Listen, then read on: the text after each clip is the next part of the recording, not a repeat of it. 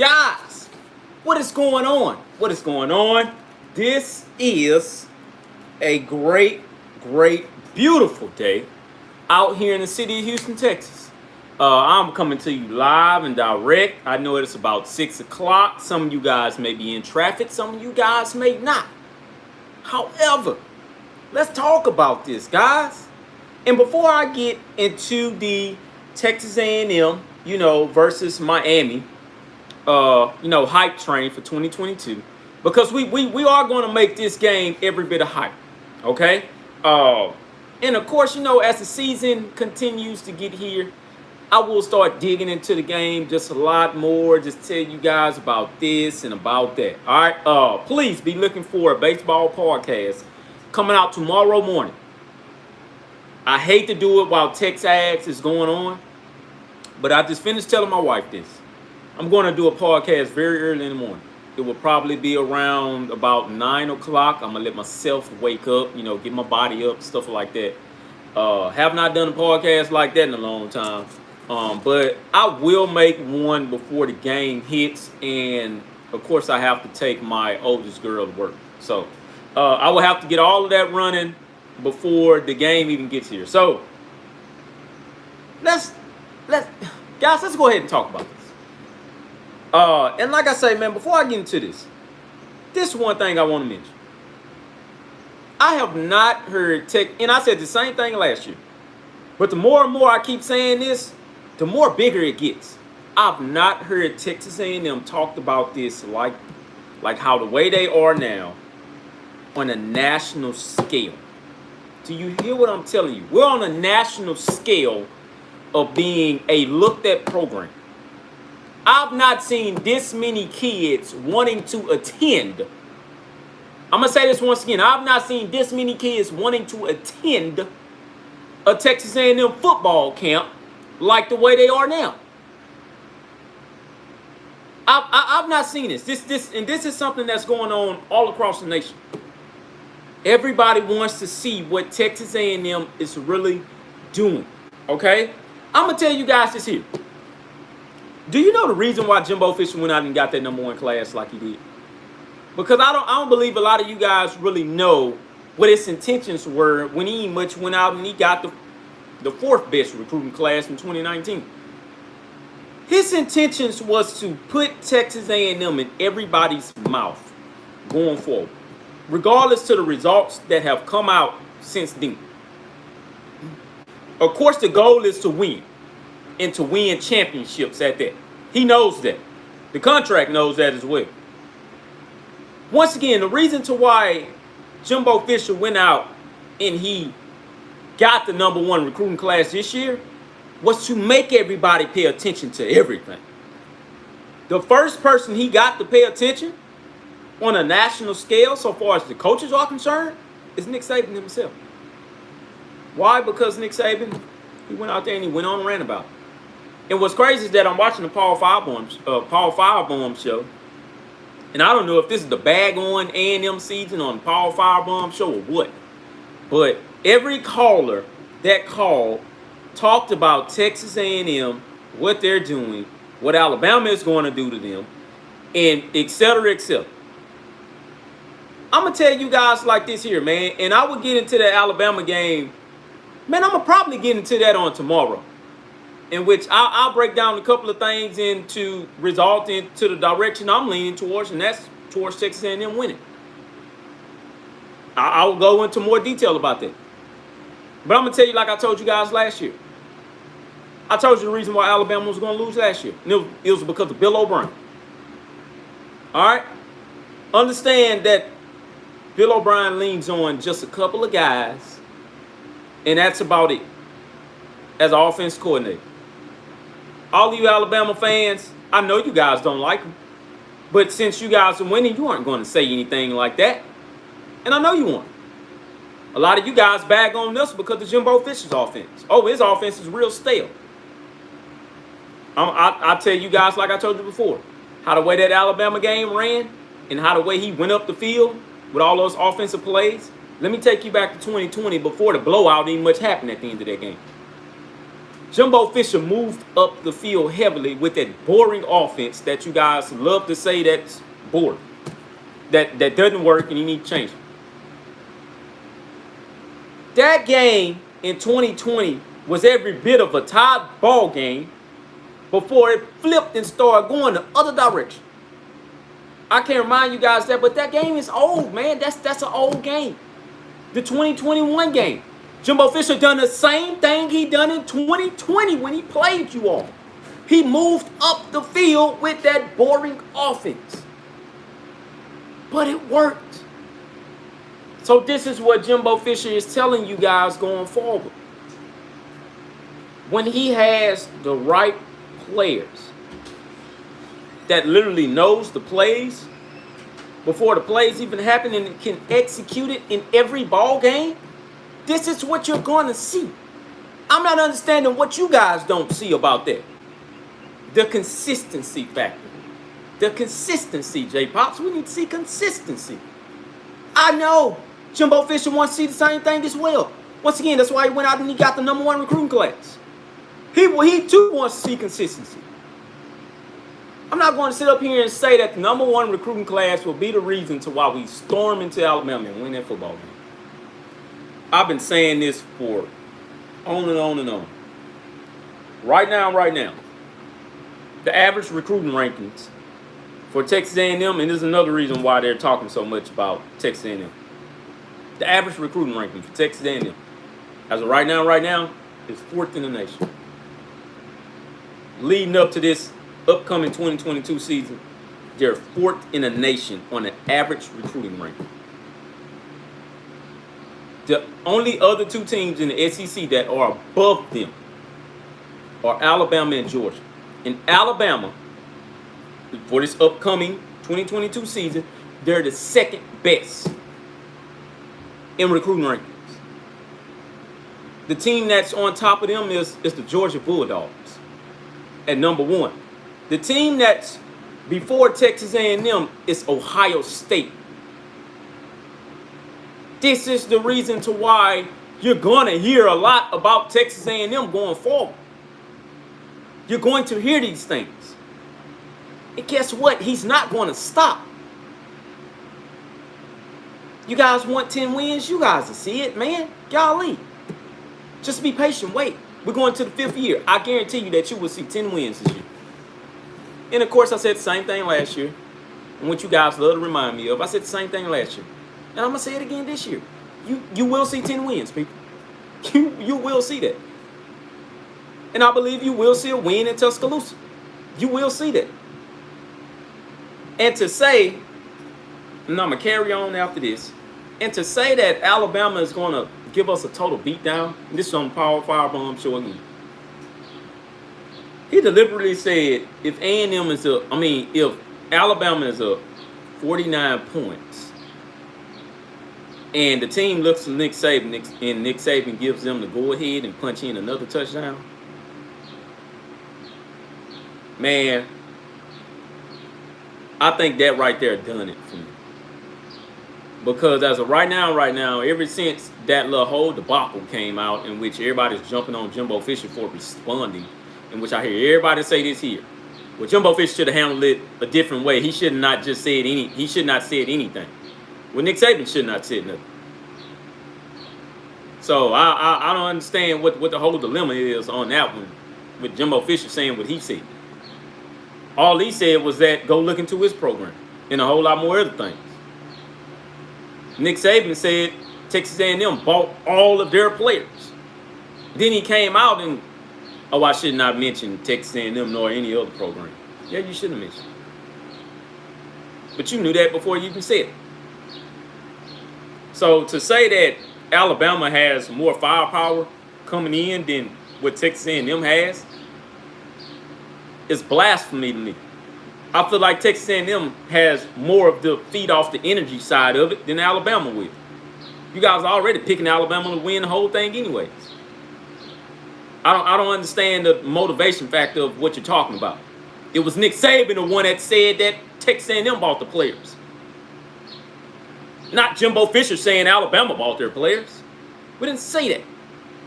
So like I said, I'll get more into about that later on. I get into that detail on tomorrow, but at the same time, I am tired of hearing about. But if I'm tired of hearing about it, then I wouldn't be talking about it again.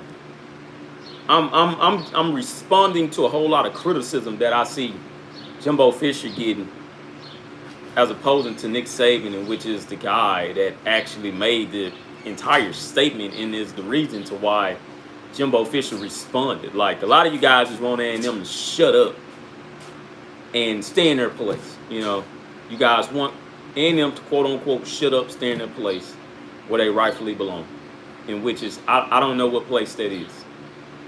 I need a lot of you guys come and tell me where should A&M be at if you want them to stay in their place. Because I'm gonna tell you right now, you can dog me all you want to. I'm not going to shut up. I'm going to still talk my talk. I'm going to make my podcast, and I'm gonna go on about my business. I don't see any problem with that. Nick Saban is going to say what he say, regardless of what anybody says, and he's going to go on about his business. So, you know, I just want to put that out there. But anywho, let's go along here. Let's move along. Texas A&M football versus Miami on a hype 2022. First and foremost, it has been confirmed that I will be at the Miami game. Okay, so I would love to meet a lot of you guys. As I already know, I'm going to meet a lot of A&M fans, period.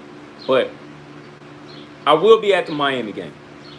I'll be there in attendance to witness something that should happen, but I will get into why it probably won't. But it will be according to how both sides play football, if that makes sense to you guys. All right. So, number one, Miami fans believe this the Miami fans I'm talking about here. A lot of the Miami fans believe that they're going to come into Kyle Field and they're going to stomp a mud hole in our behinds. This has been confirmed on a couple of Miami YouTube pages and on a couple of Miami message boards. It's been confirmed on Twitter. They're too already saying that we bought our players. I watched a little show that's the Aggie Sports page. He's connected with one of the guys that do the 247 podcast. Do the Gig 'em 247 podcast, but he's connected to him. He's on YouTube. You guys want to look him up. But they had a split show with a guy from Miami. He immediately jumped on there and said, "Hold on, hey, first off, you know, I just want to say congratulations to you guys for buying that #1 recruiting player." That was very laughable to me. Very, very laughable. He's going to do what everybody else is doing. You know, it's a lot of Miami fans that's going to do whatever everybody else is doing. We're going to go along with that train and say that, well, Jimbo Fisher can't do anything. Somebody please remind me, what is Jimbo Fisher's record against Miami? I need you guys to really remind me of that. What is Jimbo Fisher's record versus Miami? Because I believe that he's undefeated. He has never lost to Miami. That was the same thing with Florida. Jimbo Fisher, I think, maybe lost one time to Florida. Other than that, he has not lost to Florida, people. So once again, a lot of Miami fans think that because he came to Texas A&M, they can look back at the history and then, quote unquote, say why they will win the game by a lot of points. Quote unquote, say why they will win the game by a lot of points. I will say this here, guy, y'all can't even much win the ACC, man. Let alone you talking about coming over here beating a team that's in the SEC. So this is what they bring up. Well, they went 8-4 last year, in which once again they follow what everybody else is saying. You guys lost to Mississippi State. You guys lost to Ole Miss, Arkansas, things of that nature. Guys, look here, man. If you guys were put into the SEC right now, I guarantee you that you would not win against Florida, period. All right? That would be an undefeated mark against Florida. Georgia will be undefeated against you. Probably South Carolina will be undefeated against you. And things of that nature. So to put a blasphemy thing out and say, oh well, he ain't gonna win because he had A&M. Stop, stop. So I will say this here though, and like I told a lot of you guys, I had to go and sit back and really figure out what the hype was on Tyler Van Dyke. So I went and I looked at the numbers. I looked at these statistical numbers for Tyler Van Dyke. And this is what I came up with. And I can absolutely understand why there's so much behind Tyler Van Dyke. And I'm not talking about just Miami fans. It's a lot of people that's putting Tyler Van Dyke in like the Heisman conversation. And this is the reason why. So first off, he was one of the lone teams to beat Pittsburgh while they was ranked. And Pittsburgh is the defending ACC champions. All right. So this was his completion percentage. 202 completions out of 324 attempts. He had a 62.3% completion percentage. Almost 3,000 passing yards. 9 yards on average. 83 was his longest, I believe, either touchdown passes or the longest pass period. He had 25 touchdowns, 6 interceptions, and got sacked 20 times. I don't believe he was a starter during the season, if I'm not mistaken. A lot of people got to come and correct me on that. I believe Durkin was a starter. But Tyler Van Dyke was not the starter for the entire season. But what he did in that small amount of games, because I think he only played 5 games, he had 25 touchdowns, 6 interceptions, 20 sacks. What he had in all of those games is what shocked me. But at the same time, it's the ACC that we're talking about. But at the same time, too, you still have to go out there and play the football game. He had over 300-some passing yards in all 5 of those games. Shout out to that young man for that, and I now understand what the hype is going behind him. However, he's walking into the season with a new coach, new offensive coordinator, new wide receivers, a new running backfield, probably a new O-line. I don't believe most of that O-line is coming back. I could be wrong. I didn't look into all of those facts. But for Miami fans to say that they're going to come out and blow us out, I think a lot of you guys need to step back, look at yourselves in the mirror, ask yourself, are we really going to be that good this year? Because me, for one, I do believe that you guys will go 9-4 at the end of the season. I'm not going with that, with the whole 7-5 talk, 6-6. I'm not going to do that. You guys are Miami, for crying out loud. So I do believe you guys are going to have something. However, this game in particular will test both teams and let them see how far they have become, being that it's so early within the season. Remember, man, this is the 3rd game of the season. They play at Kyle Field. Kyle Field is going to be a packed house. If you think you're going to come over there and blow us out, you have another thing coming. All right? I'm going to say it once again. You have another thing coming. Ever since Jimbo Fisher has been at Texas A&M, and I'm throwing some facts out here for you guys, we are 12-4 at home. Now, you sprinkle in the FCS games, et cetera, and what people love to talk about, and then I see Alabama scheduling two FCS teams for, I believe, next year or so. But he's 12-4 at home. The 4 losses that has come to has been Alabama,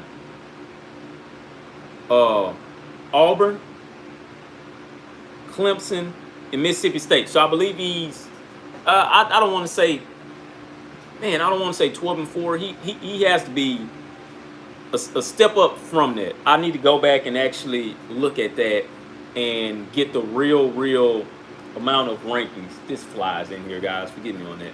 But I really have to see like what's what.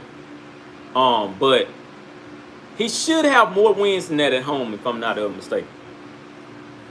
But for the simple fact that Kyle Field will be rocking, and like I say, man, you guys, arguably think that you guys are just going to come in there and totally dominate Kyle Field in front of a packed crowd, and with Jimbo Fisher being a coach, man, you have another thing coming here. Now with the losses that we took at home, which is Mississippi State being one of them, you guys got to remember that we only lost that game by 2 points, man. That game was 26-24, in which I don't know how we lost that game, but we lost. It was 26-24. Once again, that was a mistake game, and we just lost. We happened to lose. Once again, both of these teams will look at one another and see who has the most proven commodity or not. Another thing with Tyler Van Dyke, he has no proven receivers. All right, so that's another thing. He has no proven receivers. He has no proven offensive line. He has no proven running back room. And and I believe if I looked at it correctly, the only running back that they have, and I think he should be a sophomore or junior this year, and I cannot remember the guy's name.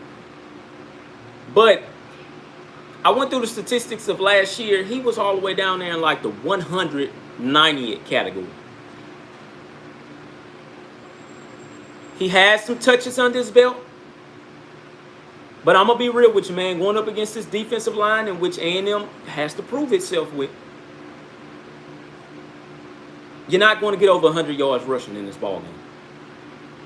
I understand Mario Cristobal. He likes to run the ball a lot, things of that nature, but he knows who he has to lean on the most this year. He has to lean on his quarterback. So let me get into the proven commodity for Texas A&M.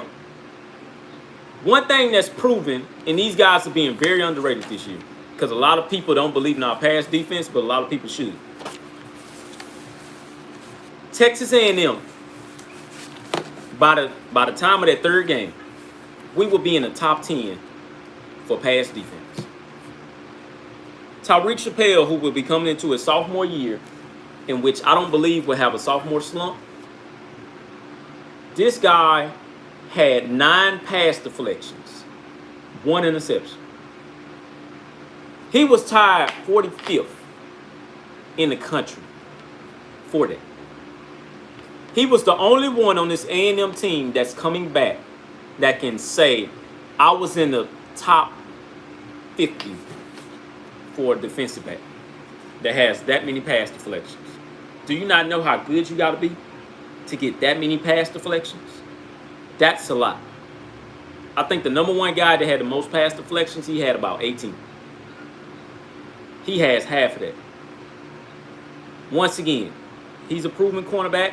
Jalen Jones is another one. I understand he had a bit of a down year last year, but he's another proven cornerback. What did I just say to you guys? Miami has no proven wide receiver. You don't know who the wide receiver threat is going to be. And the same thing could be said about Texas A&M. We have no proven wide receivers in which we don't know who the wide receiver threat is going to be.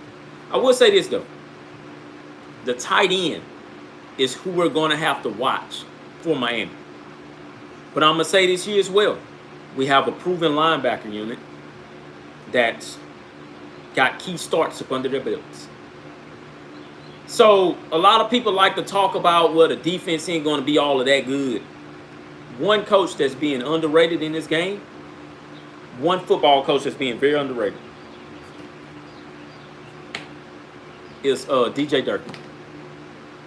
You got to understand that DJ Durkin came from an Ole Miss team that ran an exceptional hurry-up offense. What did DJ Durkin have to deal with? Injuries. Why? Because his defense stayed on the field most of the time. I'm going to say it once again. DJ Durkin had to deal with a whole lot at Ole Miss because his defense stayed on the field. That's the reason why they were ranked in the 100s so far as defense is concerned. All right. So DJ Durkin, in which I did look at the hire crazy when we hired him. I was like, man, we get DJ Durkin? But now it's starting to add up. It's a lot of things starting to pile up in my head into why I understand why he got DJ Durkin. To shut down hurry-up offense. So what do? You go out and get a guy that has improved his defensive coaching stop by being on a team that ran a fast spread offense. And the defense got better as the season went on. It got extremely much better as the season went on, particularly in that A&M game where they just completely shut us down for Ole Miss. But now DJ Durkin is walking onto a team that has every bit of talent of your Alabamas of the world, your Georgias of the world, your Ohio States of the world, you know, and your Clemsons of the world that have every bit of much talent as those guys. What did I just tell you? We have an on-average recruiting ranking that's 4th. Miami's recruiting ranking on average is 15th in the nation. A lot of you guys are going to look at me and say, well, you can say all of that, but Jimbo Fish hasn't proved anything. And the reason why you guys are saying that is because we got beat by Mississippi State, who probably got an on average of like 30th in the country. Arkansas, that probably got on average of like 25th in the country. Ole Miss, I know for sure it's like probably on average 30th in the country. And okay, so we got beat by Ole Miss, Arkansas, Mississippi State, and LSU, in which, man, that LSU game, I just don't know what happened in the LSU game. Like I told you guys before, I believe LSU got some voodoo on them. But anyway, I'm going to keep going along here. Now I'm going to talk about this defensive backfield a little bit more as well. On the other side of so far as the cornerbacks is concerned, you got 2 safeties in the backfield that's on the list. Now, true enough, they're in like the 100s so far as the tackles are concerned. One guy that's up there amongst, and this is why he's being projected as like a first-round safety, is Antonio Johnson. So not only does Tyler Van Dyke have to worry about Antonio Johnson with his hit radius, but he also has to worry about Damani Richardson, who's also coming back for his senior year. But that's not the only problem that Tyler Van Dyke, because like I say, they're going to lean on Tyler Van Dyke because they have no choice this year, okay? They have no choice but to lean on him. Once again, Tyler Van Dyke has no proven wide receiver. We have proven defensive backs on our roster. A couple of more of those guys are Brian George. He's going to get out there to put on the show. Another guy is, and he's on the defensive side of the ball. Is he on the defensive side of the ball? I cannot remember. But another guy is this here. Denver Harris, who's going to be the freshman. He's going to make a freshman impact. But you also got Miles Jones. So as much as I do want to believe that Tyreek Chappelle will start and he will lock down, hear me out, he will lock down the slot receivers. Miles Jones will be a perennial starter on the outside. The 2 starters, once again, and Miles Jones deserves this because he has an ample amount of starting experience. He was just hurt last year. It will be Miles Jones, the starter number 1. Jalen Jones, starter number 1. Miles Jones, starter number 2. Miles Jones is a 6-year senior. I expect Miles Jones to have one of his best years ever. And to go up against an unproven wide receiver unit for Miami, that speaks volume, man. So it shouldn't be a reason to why Texas A&M shouldn't win this ball game by probably 10 to 21 points, man. Seriously. By 10 to 21 points. Miami's offense, they don't have a proven running back unit. They got a proven tight end unit, but they would not be able to use that for every play. All right? So you guys have to understand that it's a new coach coming in. Mario Cristobal. Mario Cristobal is a great recruiter. Is he a good coach? He won the Pac-12 twice. He won it with a very talented Oregon team that was head and shoulders better than the rest of the competition that was even in the Pac-12. And he had a couple of hiccup games as well. You know, he got out there and he lost to Arizona State, in which he shouldn't have lost to Arizona State at all. But he did. I remember that year. He got out there and he lost to Utah by oblivious score in a Pac-12 title game. Twice, by the way. He lost to Utah twice. And he got out there, he lost to Oregon State. At one, in which he should have not lost to Oregon State at all. And he lost to Stanford, in which Stanford didn't even much have a winning record. They didn't have a winning record at all at Oregon. But he beat Ohio State. He beat one of the Blue Bloods. He beat one of the national in their own backyard. So you have to give credit where credit is due. But to say that he's going to go over there and position Miami right on the top and come to Texas A&M and win this game just right off the bat? No. No, man. And I'm not going to lie to you. Jimbo Fisher's looking for revenge against the ACC because he lost to Clemson in his first year and he lost to Clemson in his second year at being at Texas A&M.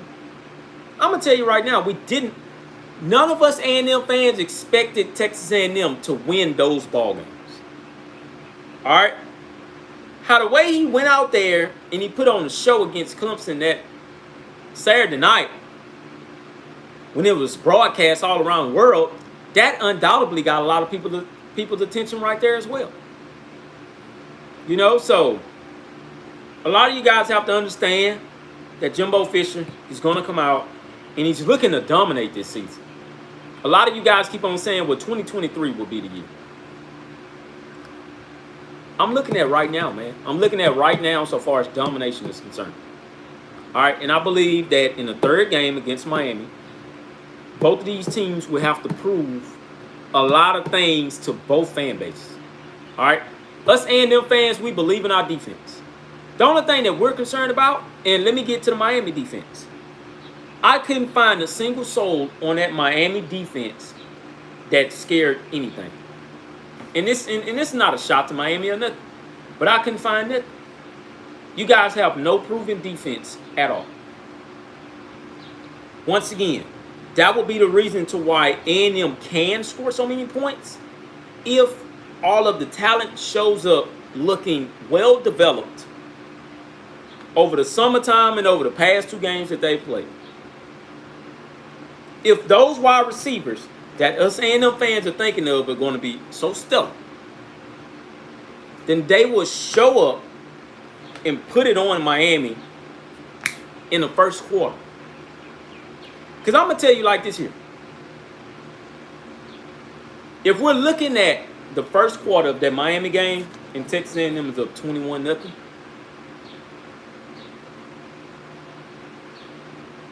be looking for Texas A&M to absolutely run the entire score up, in which Miami will seek revenge in 2023.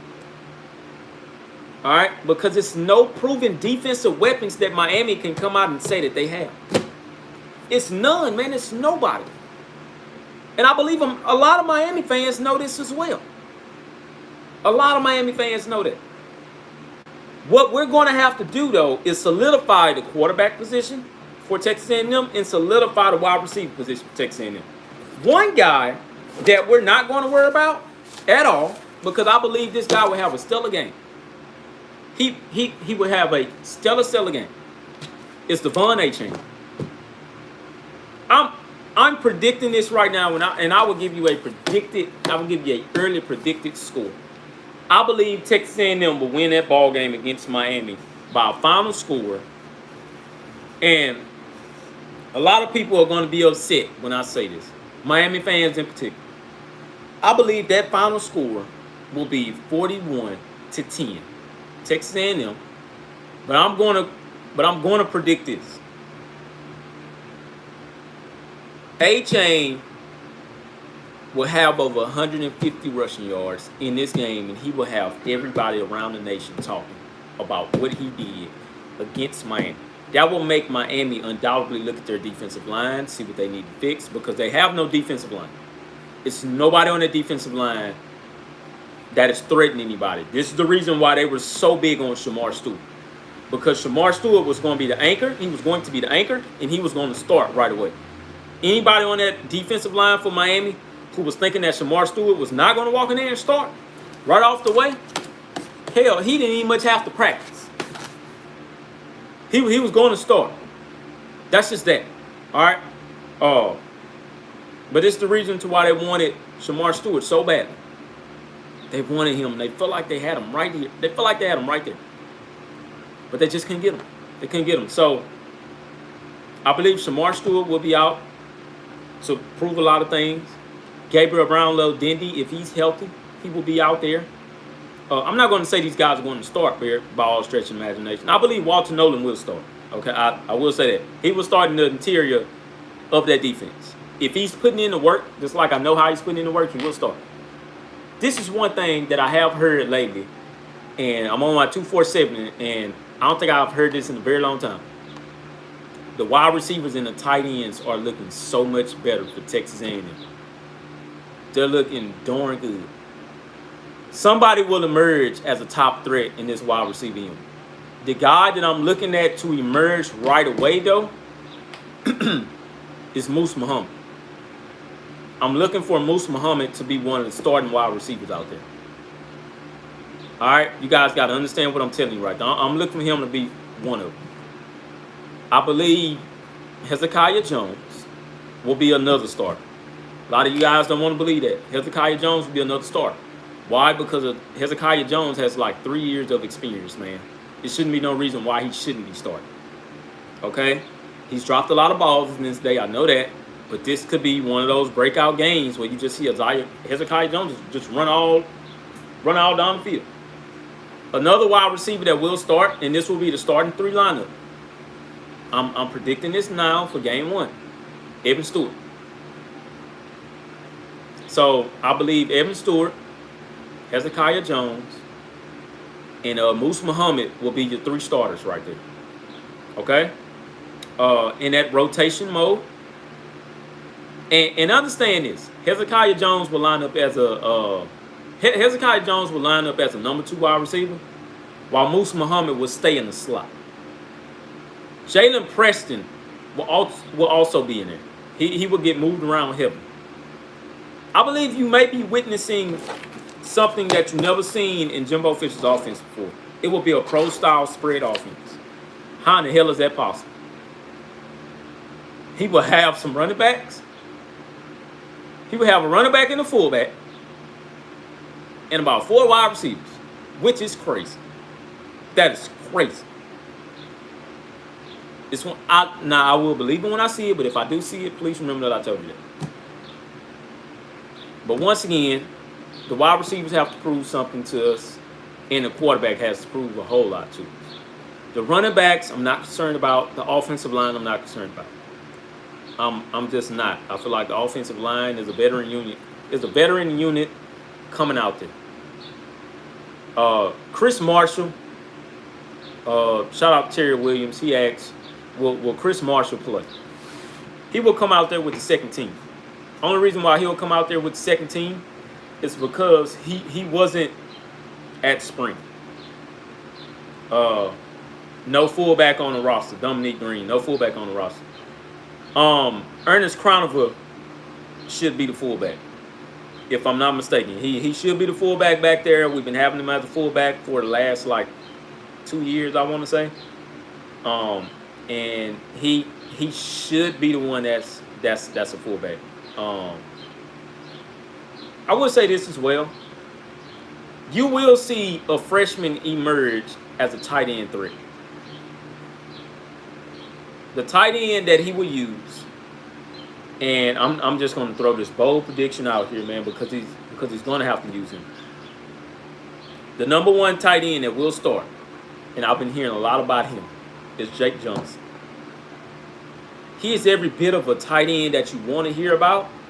And it's crazy to me because there's so many of these recruits that's just so quiet and staying out the way now.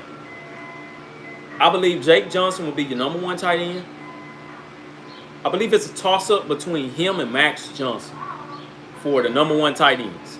The guys that's who's going to start. If Jimbo Fisher does use that 2 tight end set very often this year, it will be Max Johnson. And I believe his name is Max Johnson. What's his name? I'm talking about Max Johnson. What's his name, man? Max Wright, I believe that's his. I'm talking about Max Johnson. Yes, the ice cream truck is in the back. You guys got to forgive me. Look at that. Y'all hear it? But I believe Max Wright. I keep on saying Max Johnson. Max Johnson is the quarterback. But I believe Max Wright either will start or it will be Jake Johnson that will start. Jake should be every bit of good like we're hearing about. Literally. I believe that I believe this guy here, I believe that Donovan Green will be the one to get in there as well. I believe that Donovan Green will come in with the second team, in which I believe that Donovan Green does not have a problem with coming in with the second team because he knows that everybody is there for competition, okay? And that's why a lot of these guys kind of graduated early and go ahead and start spring practice and stuff like that. But I believe Donovan Green will be second team. And the other guy as well from Sweden, Theodore Ostrom, I believe he also will be second team. But you have to watch for those three guys. Theodore Ostrom, Max Wright, and Jake Johnson. Only because all of those guys were there well before summer even started. Bobby Taylor was there before summer even started, but nobody is looking at Bobby Taylor as being a starter on that defensive back unit. Even Bobby Taylor even knows he's not starting on that defensive back unit. The reason why they went out and got so many defensive backs from last year, and the reason why they're going to go out and get more again, is because of the simple fact of that after this year, it's going to be about 5 guys from that defensive back unit that is going to leave. All right, it's going to be a lot of those guys leaving, man. A lot of you guys not even much know that, but it's going to be a lot of them guys leaving. Demondre Richardson will leave, Antonio Johnson will leave, Brian George will leave, Miles Jones will leave, Jalen Jones will leave. That's like the whole entire starting lineup. So that's why I said a lot of guys are leaning on 2023.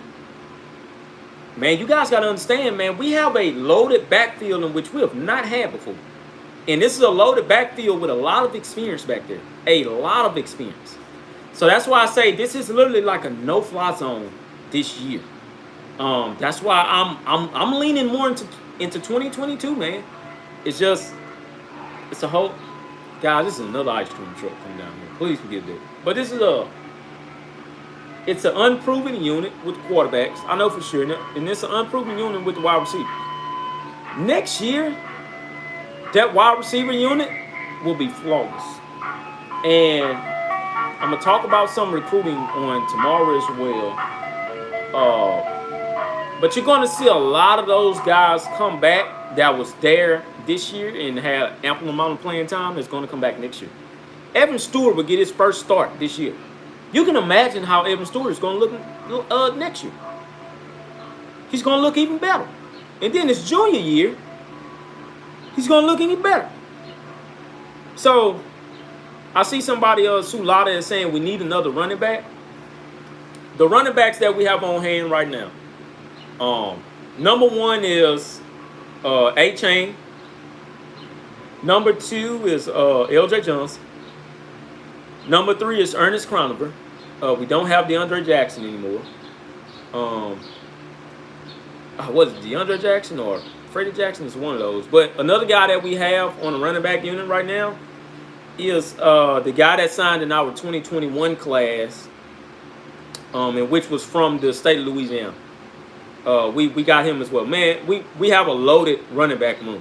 That's one of our more loaded running back rooms that we've ever had in College Station, that goes back to like the RC Slocum days, because RC loved his running backs and he loved his offensive linemen. RC just didn't get the quarterback situation right. For whatever reason, my boy just could not get that quarterback situation right at all. But man, we have a loaded running back room. And be looking for another running back to come in as well. So a guy that's very, very proven with a lot of experience, in which I expect him. Oh, Amar Daniels. That's right. We got Amar Daniels back there. So Amar Daniels plus the other guy. And Ukeep Brown. Be looking for Ukeep Brown to slide in. You keep is going to slide into that rotation sooner or later. But this is another guy. What was I about to say? We have some more running backs that we're looking back. Oh, and Anaya Smith. Anaya Smith is going to be the most proven guy this entire season. I've said this once before, and I got blasted for the comment that I made.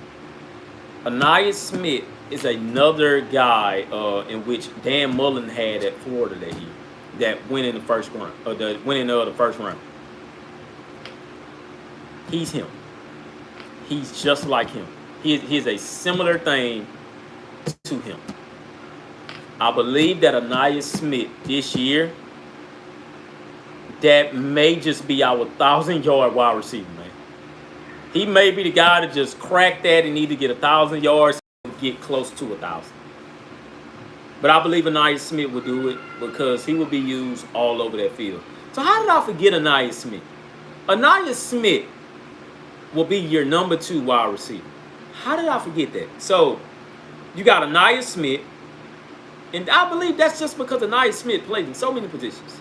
So you got Anaya Smith that will be out there, number 1. Number 2, man, I'm gonna have to, golly, man, that's wide receiver again. I'm gonna keep on changing this. So number 1 will be Anaya Smith. Number 2 will be Evan Stewart, and number 3 will be Musa Muhammad. Hezekiah Jones, man, he's gonna have to fit in there somewhere because it's the reason that Hezekiah stayed around. It's the reason that Jalen Preston stayed around. They're gonna have to fit in there. So, hey, that's all I have for you guys on today. I'm going to go ahead and get on out of here. My son is going to come out here and he's going to pop those things. But I'm going to get on up out of here, guys. Please tune in on tomorrow. It will be an early show at around 9 a.m. So please make sure you're up.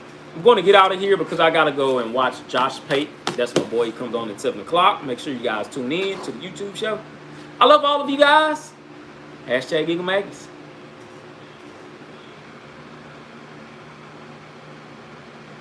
Hold on. Wait a minute.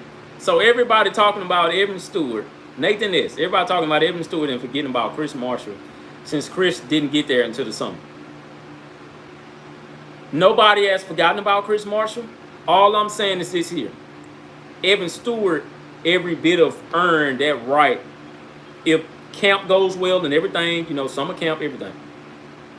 Evan Stewart, every bit of deserved that right to go out there and be a starting wide receiver. From what we've seen in that spring game, in which we hadn't seen a wide receiver be like that in the spring game in a very long time, that's the reason why we talk about Evan Stewart so much.